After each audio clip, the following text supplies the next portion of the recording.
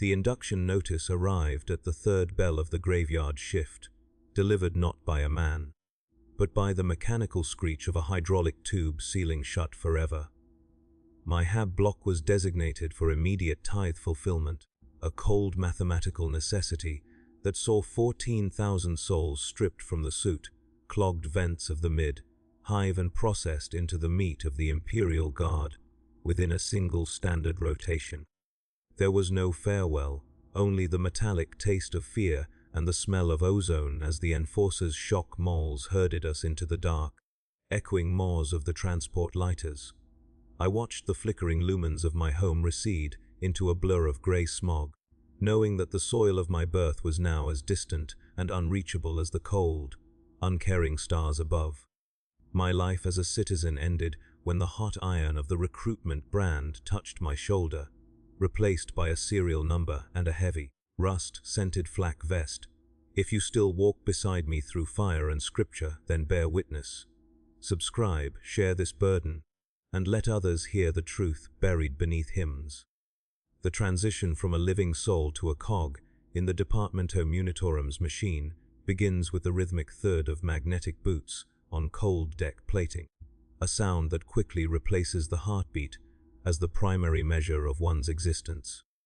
We were herded through the bowels of the troop transport Iron Penance, a vessel so ancient and vast that its lower decks had developed their own localized weather systems of oily fog and recycled condensation. There is no orientation, no soft introduction to the life of a soldier. There is only the sensory assault of the processing deck.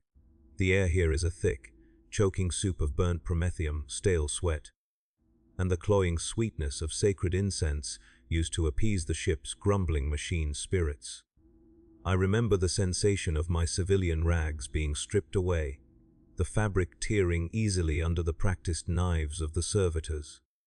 They do not look at you as a human, for to them, you are merely a biological unit requiring outfitting.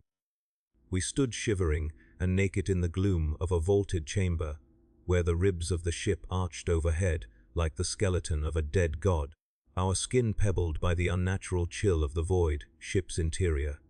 Then came the delosing, a violent spray of caustic chemicals that burned the eyes and lungs, followed by the heavy, oppressive weight of the standard issue flak vest.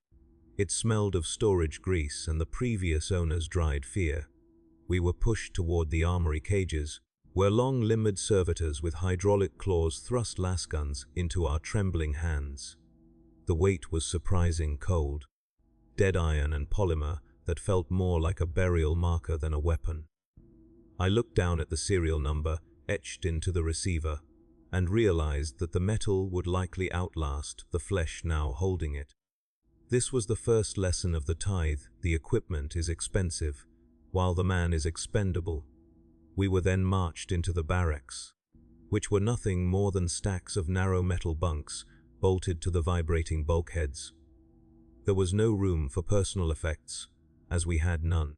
Every scrap of our former lives, the lockets of hair, the small copper coins, the memories of a sunlight we would never see again, had been incinerated in the intake furnaces. The vibration of the ship's warp engines began to thrum through the floor, a low-frequency growl that settled in the marrow of my bones and never truly left. It was the sound of the galaxy's hunger, a reminder that we were being swallowed by a conflict so vast that our individual names were already being deleted from the planetary census. In the darkness of the first night, punctuated only by the red emergency lumens and the wet coughing of thousands of frightened men, I realized that the Imperium does not draft soldiers to win wars. It drafts them to be burned as fuel so that the fire of humanity might flicker for one more day. The sergeant, a man whose face was a map of scar tissue and whose voice sounded like grinding gravel, walked the center aisle with a heavy baton, striking any bunk where a sob was heard. He told us that our tears were a waste of the Emperor's water. He told us that our fear was a luxury we could no longer afford. He told us that from this moment, until the day of our inevitable expiration, our lives belonged to the Golden Throne, and the throne was a demanding master. We were taught to strip and reassemble our lasguns in the pitch black, our fingers bleeding from the sharp edges of the stamped metal. We were taught the catechism of maintenance, for a jammed weapon was considered an act of treason against the state. Every hour was accounted for in the master log of the ship's adjutants. There was no rest, only the transition from one form of toil to another. We moved in a trance of exhaustion, our identities eroding under the relentless pressure of drill and dogma.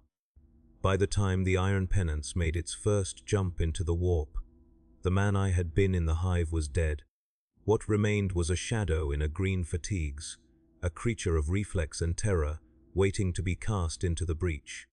The sensation of the warp jump was a physical blow, a sudden twisting of the gut, and a pressure behind the eyes that felt like the skull was being pried open by invisible fingers.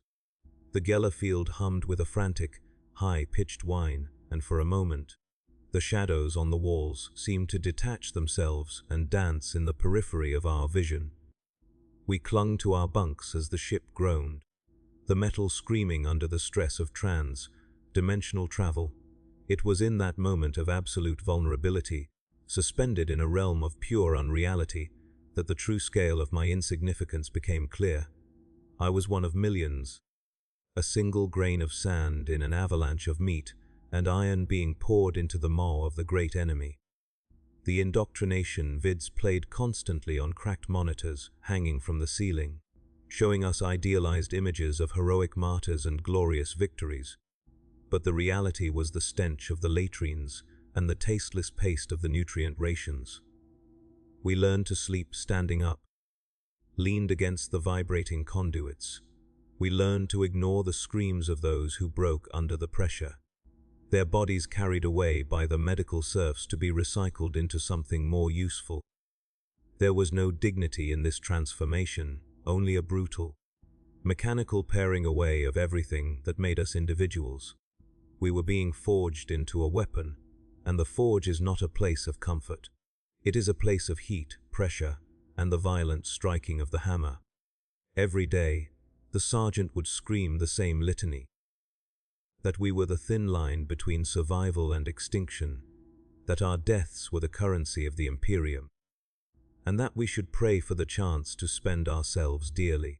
We practiced bayonet drills against straw effigies until our arms were leaden and our lungs burned with the effort. We practiced the slow, rhythmic march of the line, fire, a wall of flickering red beams designed to drown the enemy in a sheer volume of light. I remember looking at the man next to me, a former scribe from a lower deck scriptorium, and seeing the same hollow look in his eyes that I saw in the polished surface of my canteen. We were the ghosts of the living, already mourning ourselves. The ship's bells rang out the cycles with a deafening, discordant clangor that shook the soot from the ceiling. We lost track of days, of weeks, of the very concept of time. There was only the cycle of the drill, the meal, and the fitful, nightmare-ridden sleep. The ship was our entire universe. A metal womb that was preparing us for a violent birth onto a battlefield we could not even imagine. I spent my few minutes of free time staring at the bulkhead rivets, counting them over and over to keep my mind from drifting toward the home I had lost. I wondered if the hive still smelled of rain after a storm, or if the woman I had hoped to marry had already been drafted into a different manufactorum. These thoughts were dangerous. They were sentimental rot, as the sergeant called it. To survive the drafting, one had to become as hard and unfeeling as the flak plate on one's chest. You had to learn to love the cold weight of the lasgun, to find comfort in the repetitive chants of the ecclesiarchy priests who moved among us with their censers and their holy oils. They promised us that the Emperor knew our names, even if the Militarum did not. They promised us that our sacrifice would be recorded in the great ledger of souls. We wanted to believe them, because the alternative was a void so black and vast that it would swallow our sanity. The first time I saw a casualty was during a routine deck clearing exercise. A steam pipe had burst, scalding a dozen men to the bone in an instant. There was no halt in the drill. We were ordered to march over the screaming wounded, our boots slipping on the wet metal. The medics arrived only to determine who could still hold a rifle. The rest were given the Emperor's piece, with a quick needle to the neck. It was efficient. It was necessary. It was the Imperium. By the time the ship began its translation back into real space, we were no longer a collection of frightened hivers.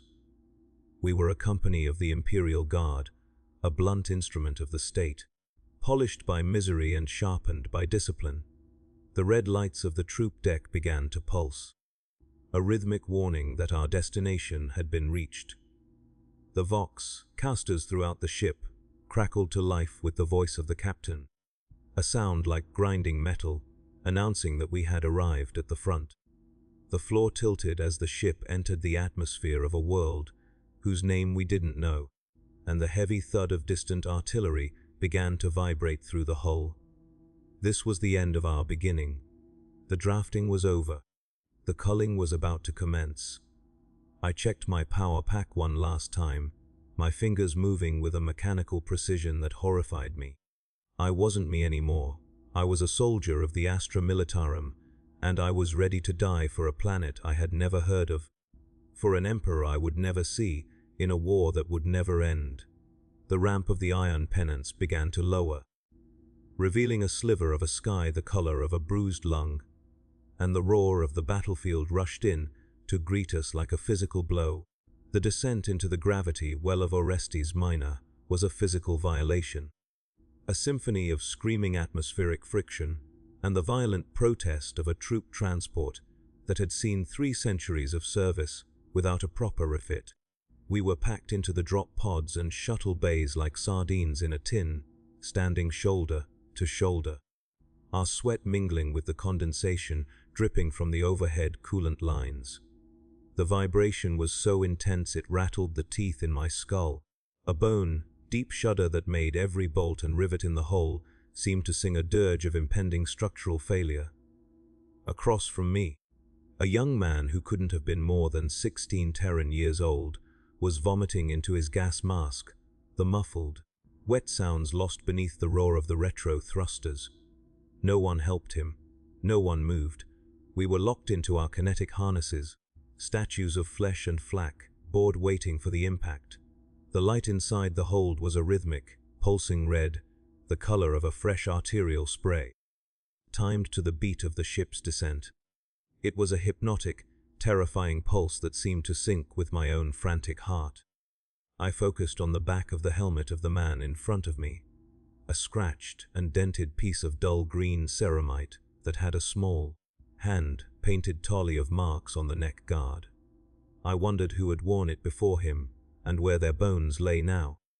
The sergeant's voice came over the vox bead in my ear, distorted by static and the howling wind outside, screaming for us to ready our souls for the Emperor's work. There was no talk of survival, only the mandate of duty. The floor suddenly lurched as the pilot performed a high-G evasive maneuver, and for a terrifying second, weightlessness took us, our stomachs floating into our chests before the crushing force of re-entry slammed us back down. The smell of burning heat, shield tiles began to seep through the ventilation, a dry, chemical stench that signaled the end of our journey through the upper atmosphere. We were no longer in the void. We were in the sky of a world that didn't want us. A sudden, massive jolt signaled the landing, a bone-jarring impact that threw several men against their restraints with enough force to snap collarbones. Then, the silence. It lasted only a heartbeat before the explosive bolts on the ramp detonated with a deafening crack. The ramp dropped like a guillotine blade, and the world of Orestes Minor rushed in. It wasn't the heroic vista of the recruitment posters. It was a hellscape of grey ash and iron, colored mud under a sky the color of a bruised plum. The air was cold, a biting, dry chill that tasted of pulverized stone and cordite. We were pushed out of the hold by the sheer momentum of the men behind us, stumbling into the knee-deep muck of a landing zone that was already being churned into a graveyard. The sound was the first thing that truly broke the spirit, not the scream of the wind, but the endless, rolling thunder of heavy artillery batteries located miles away, a constant, low-frequency vibration that made the very ground beneath our boots feel unstable. We were directed toward a line of trenches that stretched across the horizon like a jagged, festering wound in the earth. To reach them, we had to navigate a landscape littered with the detritus of a dozen failed pushes, burnt out Chimera transports, tangles of rusted razor wire, and the stiff, gray-clad shapes of those who had arrived on the previous tide. The mud didn't just cling to your boots, it felt alive, a heavy, sucking force that tried to pull you down into the dark. I remember the weight of my kit feeling 3 times its actual mass as I struggled to keep pace with the sergeant, who was already disappearing into the gloom of a communication trench. High above, the silhouettes of Valkyrie gunships streaked through the clouds, their engines trailing plumes of black smoke as they dove toward some unseen horror beyond the ridge. We didn't look up. Looking up was for people who still believed they were the protagonists of their own lives. We looked at the mud. We looked at the heels of the man in front of us. We followed the path laid out by the dead. The trenches themselves were a labyrinth of wet wood, corrugated iron, and the pervasive smell of rot. Every few hundred yards we passed a medical station, a dugout filled with the sounds of sawing bone and the low, rhythmic chanting of a priest giving last rites to a row of silent shapes under blood-stained tarps. There was no glory here, only the industrial application of violence. We were assigned to a section of the line known as the Widow's Reach, a curve in the trench system that sat directly beneath the shadow of a massive, ruined manufactorum. The structure loomed over us like a skeletal titan, its broken windows staring down like empty eye sockets. This was to be our home until we were ordered to climb the ladders and die in the no man's land beyond. Our duties began immediately. There was no time to adjust to the gravity or the thin air. We were handed shovels and told to clear the drainage sumps, which were clogged with a mixture of silt and things I refused to identify. The water was waste, deep in places, a freezing, oily sludge that turned our skin a sickly gray.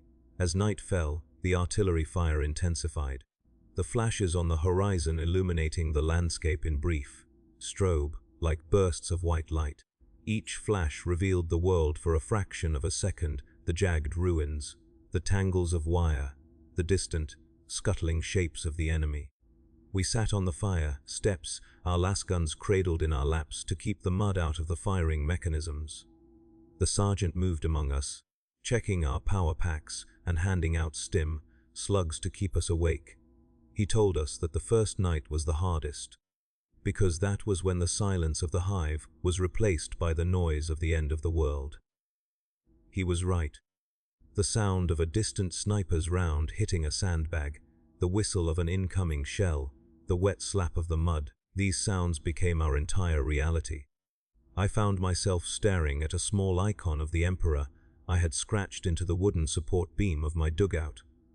It was a crude thing, barely a stick figure with a halo, but it was the only thing in that trench that didn't belong to the Militarum. I prayed, not for victory or for survival, but for the strength to not scream when the order to charge finally came. I watched the veterans, the men who had been here for months. They were ghosts in human skin, their eyes fixed on a point somewhere behind the horizon.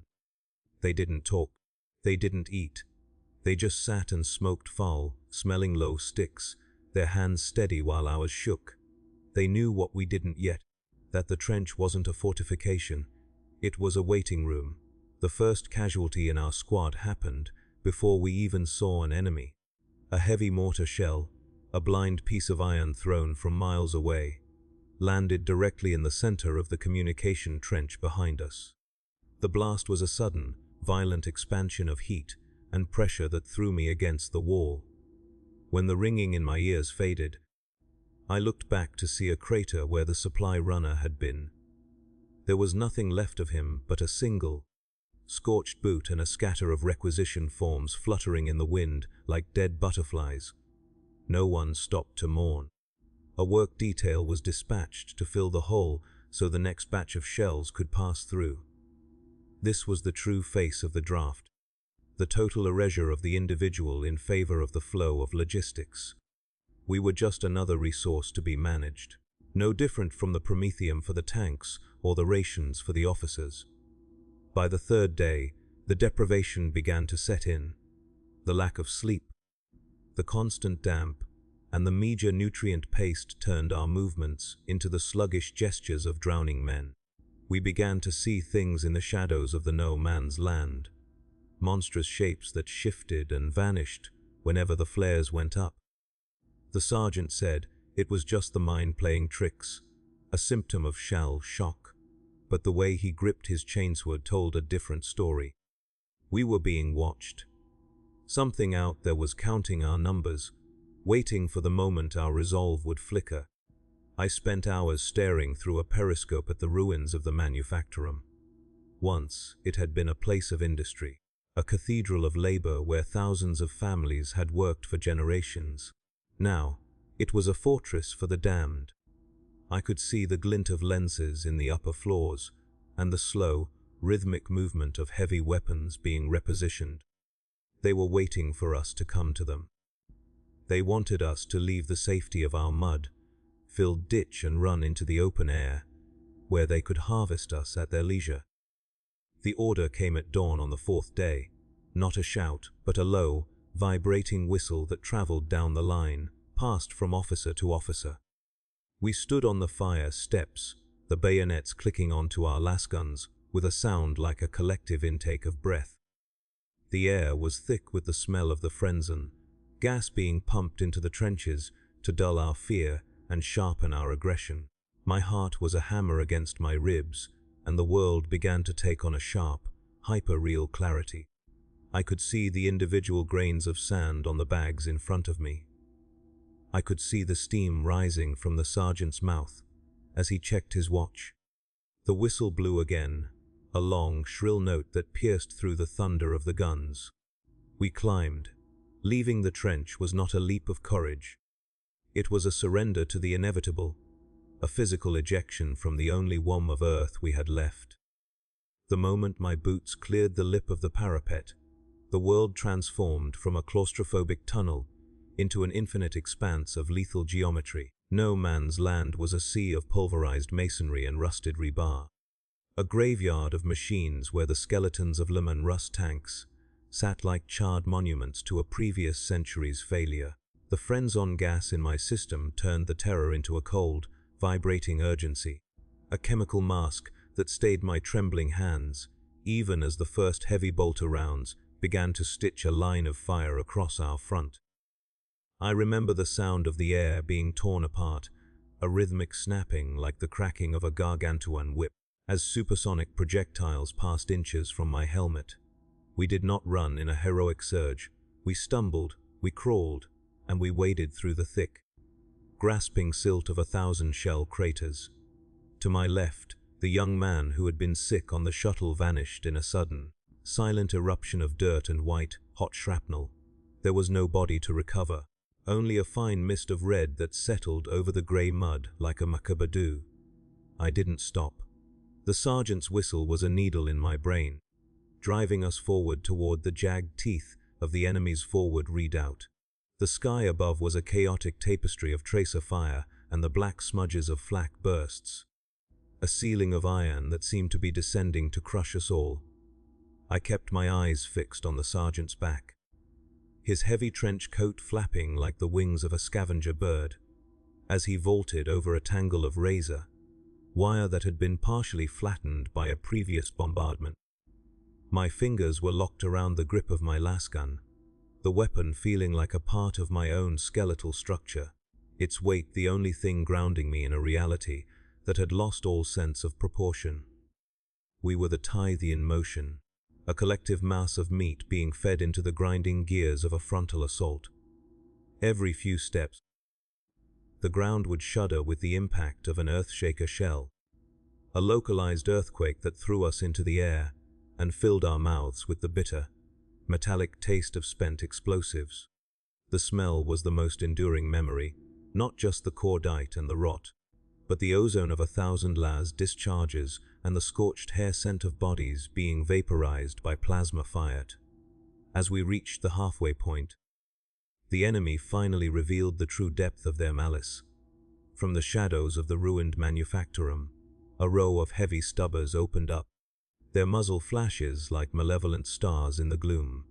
The line of men to my right simply ceased to exist. Mowed down like wheat before a harvester's blade, I dove into a crater, my face pressing into the cold, oily water at the bottom, and for a moment, the world was nothing but the sound of my own frantic breathing and the distant, muffled thud of the war. I could see the reflection of the burning sky in the ripples of the puddle, a flickering orange glow that made the mud look like molten copper. I crawled upward, my nails tearing as I gripped the jagged edge of a shattered ferro-crete slab and peered over the rim. The landscape was a mosaic of fire and shadow. To the north, a squad of ogrins was roaring into the breach, their massive bodies absorbing fire that would have shredded a dozen men, their ripper guns barking a rhythmic cadence of destruction. They were the hammers of the Emperor, and we were the anvil upon which the enemy was to be broken. I saw a commissar standing atop a pile of rubble, his greatcoat billowing in the wind of the explosions, his bolt pistol barking as he executed a man who had turned to run. The sight was a grim reminder that there was no retreat, no back, only the forward momentum of the machine. I pulled myself out of the crater and began to move again, my legs heavy with the weight of the mud and the sheer, exhausting pressure of survival. We reached the first line of the enemy's wire, a twisted thicket of steel that tore at our fatigues and bit into our flesh. A man beside me got caught, his arm snagged by a jagged barb, and as he struggled, a sniper's round found his throat. He hung there like a tattered banner, his blood steaming in the cold air, a silent witness to our passing. We used his body as a bridge, stepping over him to reach the inner perimeter. The first time I fired my weapon at a living target, I didn't feel the weight of the act. I felt only the recoil and the flash of the muzzle. I didn't see a man. I saw a silhouette, a shadow that didn't belong in the light of the Emperor. The las beam was a needle of pure energy that punched through a rusted breastplate and left a cauterized hole the size of a fist. There was no scream, only a sudden, limp collapse. I realized then that I had become the very thing I had feared, a mechanical instrument of death, devoid of empathy or hesitation. We entered the ruins of the Manufactorum, a skeletal cathedral of industry where the shadows were deep and the silence was more terrifying than the noise of the guns. The air here was still, thick with the dust of ground stone and the ancient grease of machines that had long since stopped turning. We moved in small teams, our bayonets leading the way into the darkness of the lower sub-levels. The enemy was here, hiding in the vents and the shadows behind the massive storage tanks. It was a war of corners and sudden, violent encounters. I remember the sound of a chainsword revving in the distance, a high-pitched, mechanical scream that echoed through the vaulted ceilings like the cry of a banshee. We were hunting, and we were being hunted. Every flickering lumen was a potential ambush. Every drip of water from a cracked pipe sounded like the footfall of an assassin. We found a group of defenders huddled in a machine shrine, their eyes wide with the same animal terror we had felt in the barracks. We didn't offer them mercy. The sergeant gave the signal, and we filled the room with the flickering red light of our lasguns until nothing moved. The heat from the weapons filled the small space, making the air shimmer with a distorted, hellish haze. We stood among the cooling remains of our enemies, our breath coming in ragged gasps, the adrenaline of the kill beginning to ebb and leave behind a hollow, aching void. I looked at my hands, which were covered in a mixture of soot, oil, and something darker, and I realized I could no longer remember the color of the sky on my home world. The draft had not just taken my body. It had rewritten my soul in the language of the crusade. We were ordered to hold the machine shrine, to turn it into a bastion for the next wave of the assault. We piled the bodies of the dead to create firing steps and used their discarded equipment to reinforce the doorways. The irony was not lost on me. We were using the debris of the fallen to protect the living, a cycle of recycling that was the hallmark of the Imperium's logistics. As the night deepened, the Militarum began to groan under the weight of the orbital bombardment that was now pounding the upper floors. The vibration traveled through the foundations, a deep, rhythmic thrum that felt like the heartbeat of the planet itself. I sat in the corner of the shrine, my back against a rusted gear housing, and tried to find a moment of sleep. But the images wouldn't stop.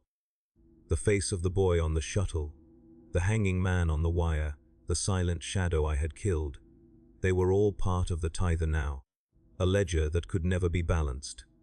I realized that Orestes Minor was not a place to be won, it was a place to be consumed. The war would eat us all, and then it would move on to the next world, leaving behind only the ash and the silence. The sergeant sat opposite me, cleaning a jagged notch out of his combat blade. He looked at me, his eyes two hollow pits of exhaustion, and told me that the first 3 days are the hardest, because you still think you're coming back. After that, you realize you're already dead, and it makes the fighting easier. I didn't answer him. I just gripped my lasgun tighter and waited for the dawn, wondering if the next world I saw would be the one the priests promised us, or if it would just be another trench filled with different mud. The bells of the Militarum, long ago silenced by the war, suddenly began to toll as the wind whistled through their cracked brass forms, a ghostly sound that signaled the arrival of the enemy's counter-attack. We rose from our positions, our movements stiff and robotic, the friends-on kicking in once more to dull the pain. The darkness of the corridors was suddenly illuminated by the green glow of Xeno's weaponry or the harsh white of traitor fire, and the cycle of violence began anew. This was the reality of the drafted. A life measured in the seconds between the flash of a muzzle and the impact of the round. A life where the only constant was the cold, unyielding weight of the duty we had been forced to carry.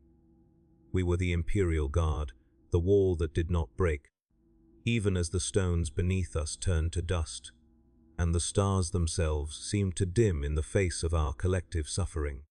I fired until the barrel of my lasgun glowed a dull, angry red, my vision narrowed to the small circle of my sights, my world reduced to the single, repetitive motion of the trigger. There was no victory here, only the grim satisfaction of holding one more room, for one more hour, in the name of a throne that was light years away and didn't even know we existed. The survival of the third week brought with it a different kind of horror, one that was not found in the sudden violence of a mortar blast, but in the slow, agonizing erosion of the human spirit. We had held the Militarum at a cost that the Militarum would later describe as acceptable attrition, a phrase that, in reality, meant the floors were slick enough with the fluid of my comrades that we had to scatter dry sand just to maintain our footing. My unit was no longer the proud, terrified assembly that had boarded the iron pennants. We were a collection of fragments, men stitched together by shared trauma and the desperate, animal instinct to see the next dawn. The air inside the factory had become a stagnant, heavy veil of powdered masonry, rot, and the chemical tang of the sludge rations we were forced to consume. I remember the sensation of my skin becoming one with the uniform, the fabric stiffening with salt and filth, until it felt like a second, coarser layer of hide. We had stopped talking about the hive. We had stopped talking about the future. To speak of such things was to invite the madness that hovered at the edge of the firelight, a whispering phantom that told us we were already forgotten by the god, emperor, and the stars. The sergeant had lost his left eye to a shrapnel splinter, replaced now by a crude, clicking bionic lens that whirred with a malevolent, insect-like sound whenever he turned his head. He no longer screamed at us. He simply pointed his chainsword, and we moved, our bodies responding with the mechanical precision of the servitors we were slowly becoming. The war on Orestes Minor had ground down into a siege of inches. A slow-motion catastrophe where we fought over the same pile of rubble for 14 standard rotations. We would take a corridor, lose it to a counter-attack of shrieking heretics, and then retake it over the bodies of the men who had died there only hours before. The dead were everywhere, piled in the corners of the shrines, used as sandbags in the breaches, or simply left where they fell to be pulverized into the dust of the Militarum. I found myself staring at a hand protruding from a collapsed ceiling joist, the fingers curled as if trying to grasp a ghost, and realized I didn't even know if it belonged to a friend or an enemy. In this place, all flesh eventually returned to the same grey suit. The siege entered a new phase when the enemy deployed their screamers, not the daemons of the warp, but psychological torture devices that broadcast the distorted, amplified wails of our own captured soldiers through the hive's internal Vox network. The sound echoed through the metal ribs of the factory, a jagged, rhythmic weeping that tore at the nerves and made sleep a dangerous luxury. We sat in the dark, our hands over our ears, while the priests moved among us, their voices raised in a desperate, chanting counter-litany that did little to drown out the agony of the lost. It was during these nights of acoustic assault that the first of us began to break. A man in my squad, a former Factorum overseer named Kroll, simply stood up, walked into the middle of the kill zone, and began to dance. He didn't scream, he didn't run, he just moved with a graceful, terrifying fluidity until a sniper's bolt took the top of his skull off. We didn't even go out to retrieve him. We just watched his body settle into the mud, another marker in the wasteland. The indifference was the most frightening part. We weren't cruel. We were just empty. The drafting had hollowed us out, leaving only the primary directives of the Astra Militarum: stand, fire, die. By the time the reinforcements arrived, a fresh wave of draftees from a neighboring system. We looked at them with a mixture of pity and resentment. They were clean. Their flak vests still had the factory sheen. They looked at us as if we were the monsters, our eyes sunken and yellowed, our movements jerky from the overuse of stim slugs. They didn't understand that they were just the next layer of fuel for the fire. I watched a young girl, barely old enough to have finished her apprenticeship in a scriptorium, clutching her lasgun as if it were a holy relic. Within 3 hours of her arrival, she was tasked with cleaning the blood gutters of the medical ward. By the end of the shift, the light in her eyes had been replaced by the same cold, dead stare that looked back at me from every mirror. We were the veteran ghosts, teaching the new ghosts how to haunt the ruins. We taught them the trench, cough, the way to sleep with one eye open to watch for the blade in the dark, and the secret of the long view. Never looking further than the next 10 feet, because the horizon was too big and too full of death to contemplate. The enemy's pressure intensified as they brought up their heavy siege engines, massive, smoke-belching constructs of iron and heresy that looked like mobile cathedrals of ruin.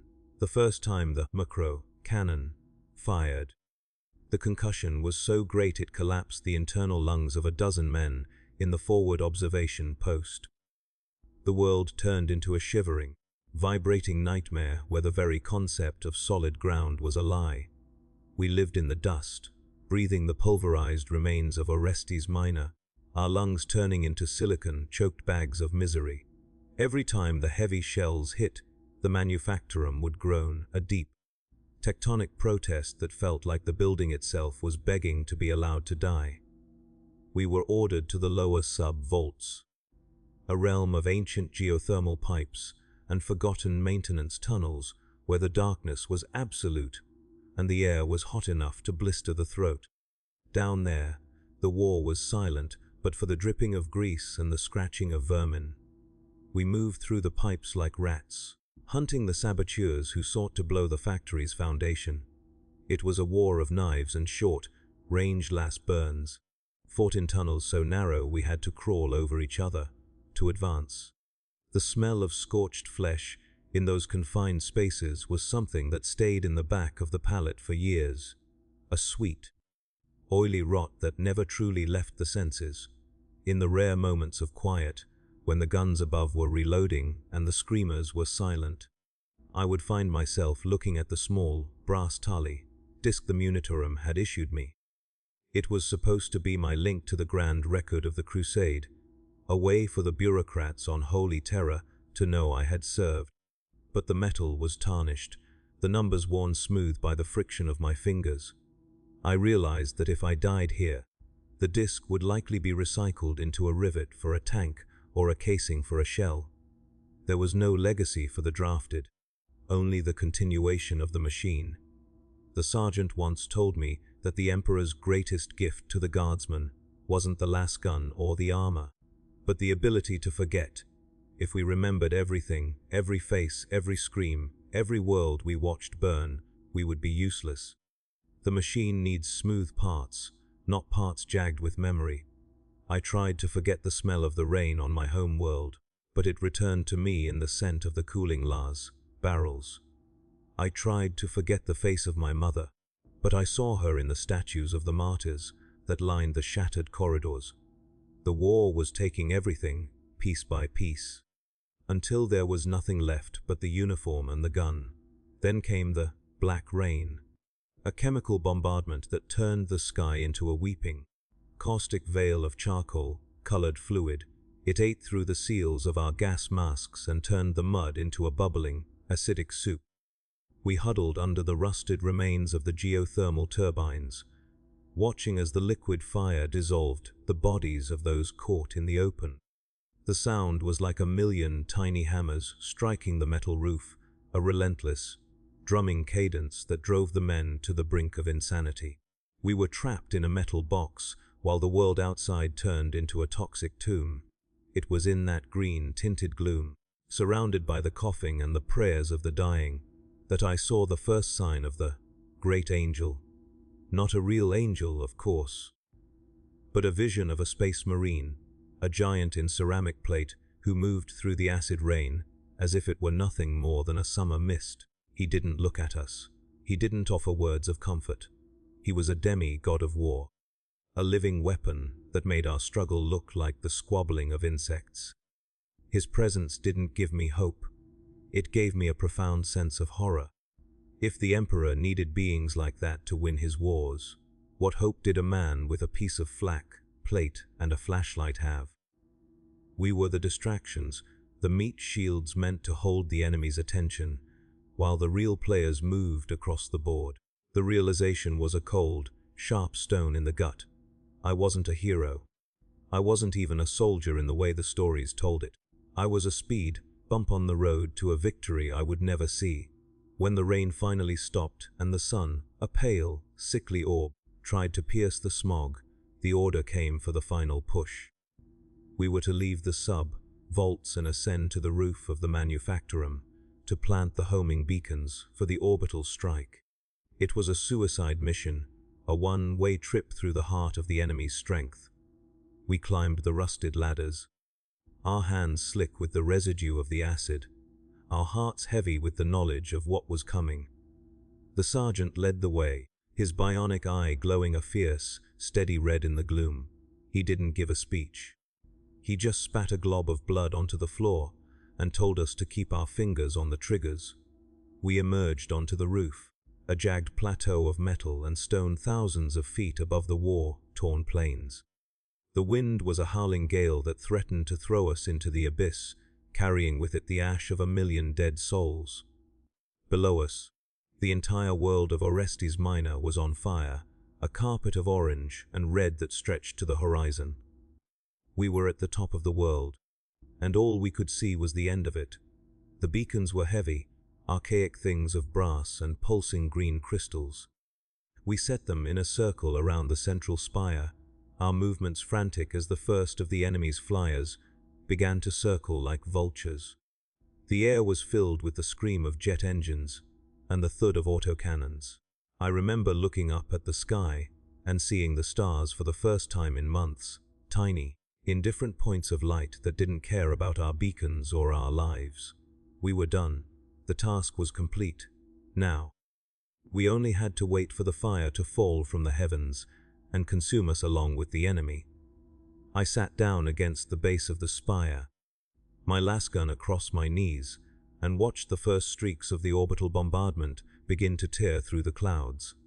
It was beautiful, in a way, a cleansing white, hot light that promised an end to the mud, the rot, and the screamers. I closed my eyes, and for a brief, flickering moment, I could almost smell the rain of the hive. The orbital strike did not bring the silence of death, but the deafening roar of a new kind of life. The sky did not merely part, it shattered.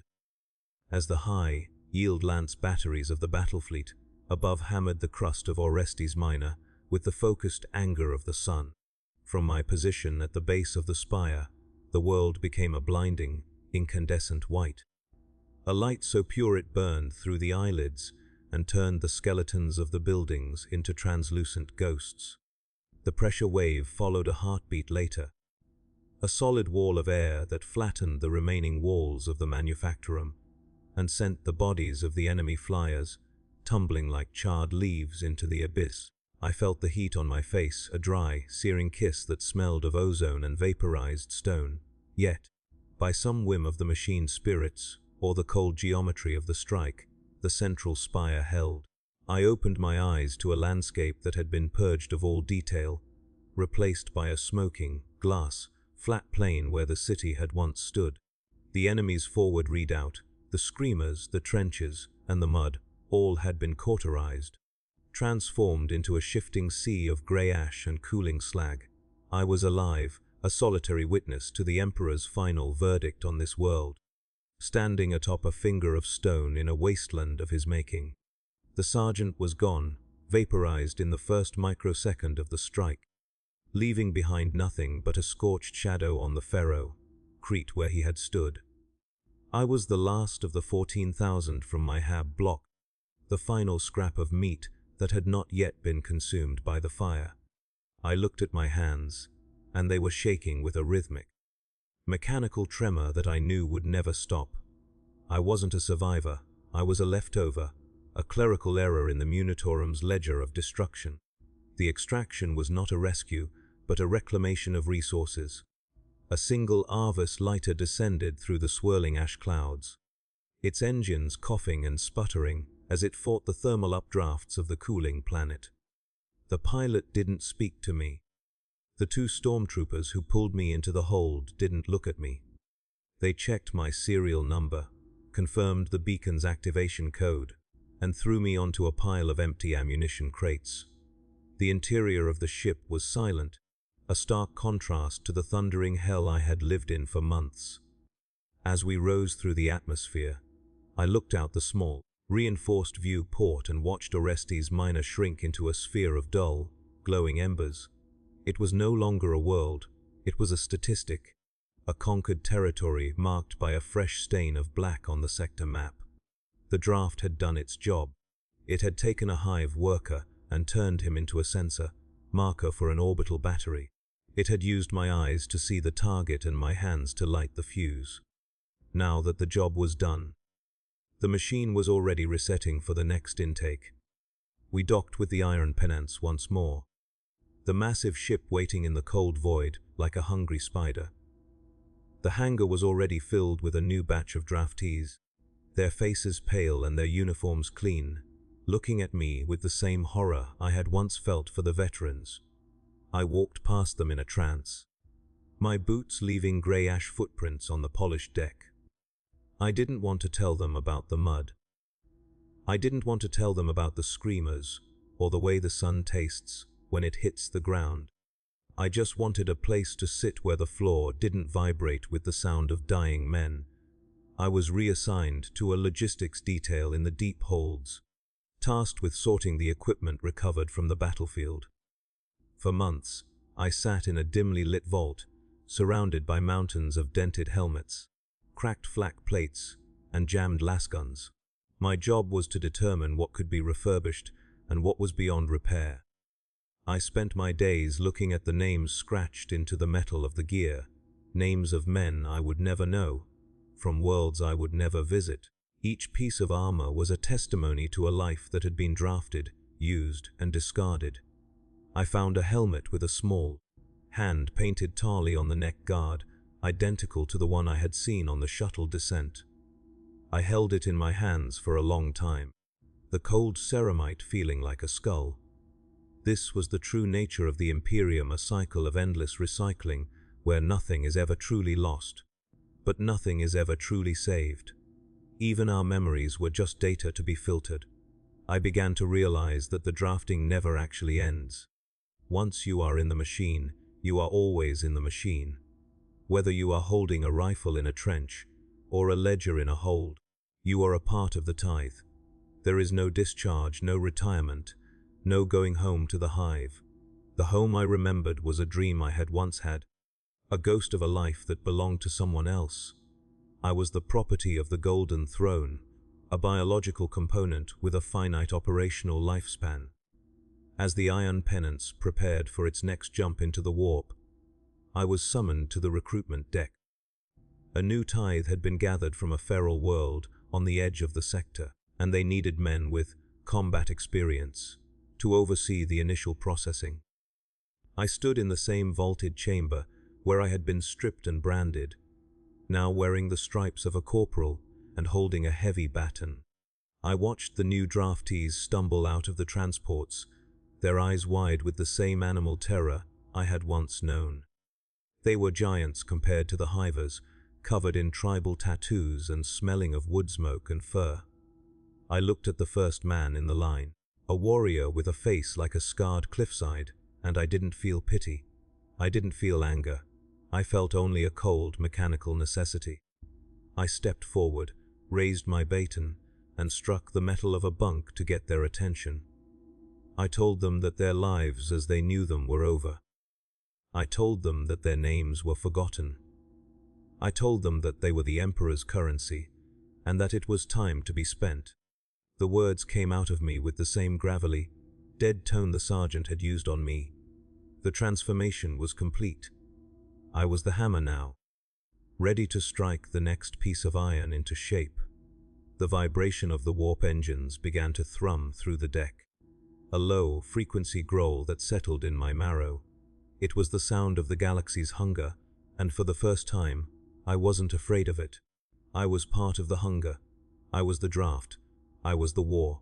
And as the ship slipped into the sea of souls, I realized that this was the only immortality. We were ever promised to be a small, nameless part of the fire that never goes out. The light of the Golden Throne is not a comfort, it is a furnace, and we are the wood that keeps it burning. I checked the charge on my las pistol, the red light glowing in the dark of the processing bay, and waited for the next world to appear in the sights. There would always be another world. There would always be another trench. There would always be another boy in a flak vest wondering if the rain still smells the same back home. And I would be there to tell him that it doesn't matter.